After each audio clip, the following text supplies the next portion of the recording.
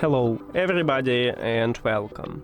In this video I'm going to show you how to enable Buzz Boost for your earbuds Samsung Galaxy Buds 2.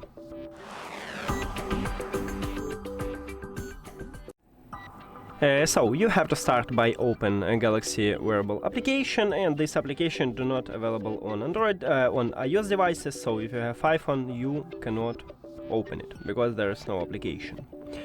And now click on it, and if you add your earbuds to the application you will see the same menu.